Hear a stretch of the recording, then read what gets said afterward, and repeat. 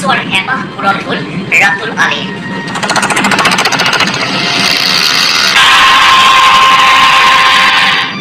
ইউটিউবত ভিডিঅ' চাই নিজে সাজি উলিয়ালে এখন বিশেষ বিমান।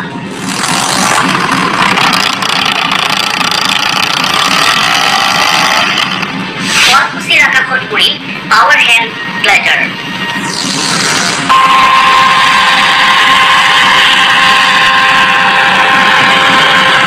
চেষ্টাৰ অসাধ্য একো নাই।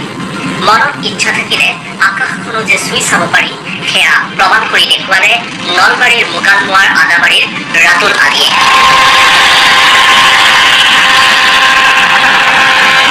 খেয়ালি মনৰ ৰাতুল আলীয়ে দীৰ্ঘ সময়ৰ অন্তত সাজি উলিয়াবলৈ সক্ষম হ'ল পাৱাৰ হেণ্ড গ্লাইডাৰ।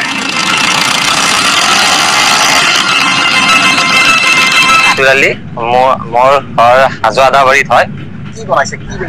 এইটো পাৱাৰ হেণ্ড গ্লাইডাৰ বুলি কয়। এইটো 4-5 বছৰৰ বেছি হ'ল। মই মানে বস্তুবিলাক এটা পাৰ্ট কিনি আমাৰ ইয়াত সিমান বস্তু নাপায়। কিছুমান বস্তু অনলাইনত, কিছুমান বস্তু গুৱাহাটীৰ পৰা নিজে মানে আনি বনাই আনি কেনে চেষ্টা কৰিছিল যদিও সফল হোৱা নাছিল। অৱশেষত ৰাতুল আলীয়ে শুৱালকুছিৰ আকাশত উৰুৱাই দেখুৱালে পাৱাৰ হেণ্ড গ্লাইডাৰ। কোনো ধৰণৰ প্ৰশিক্ষণ নোলোৱাকৈ অসমৰ আকাশত প্ৰথমবাৰলৈ উৰুৱালে পাৱাৰ হেণ্ড গ্লাইডাৰ। 5 লাখ টকাৰ বাজেটত ৰাতুল আলীয়ে সাজি উলিয়াই এইখন পাৱাৰ হেণ্ড গ্লাইডাৰ।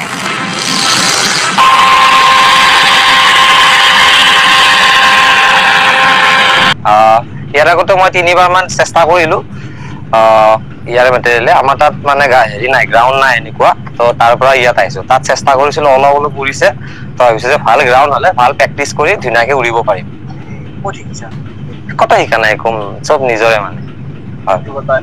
ইউটিউবত দেখি থাকো, আহিছো। তো সেনেকে এইটো বনাইছো। দেখাম আপোনালোকক।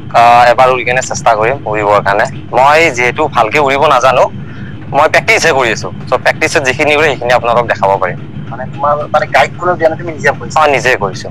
গাইড কোনো নাই। আমাৰ অসমত নাই এইবিলাক বনোৱা, কোনো নাই। কোনো চেষ্টাও কৰা নাই চাগে। এইটো পেট্ৰলেৰে হয়। অলপমান প্ৰব্লেম হৈছে এতিয়া, মানে এইটো আগৰে পুৰণা ইঞ্জিন, কিন্তু ইয়াত এতিয়া E20 মিক্স হৈ আছে না। তো E20ৰ কাৰণে অলপ মিছ মাৰে ইঞ্জিনটো।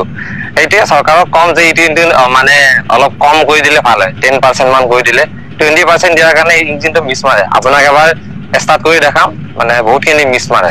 এই খেয়ালি মনে ভৱিষ্যতে যাতে আৰু নতুন অন্য কিবা সৃষ্টি কৰে, তাৰে কামনা এতিয়া অঞ্চল ৰাখিলো।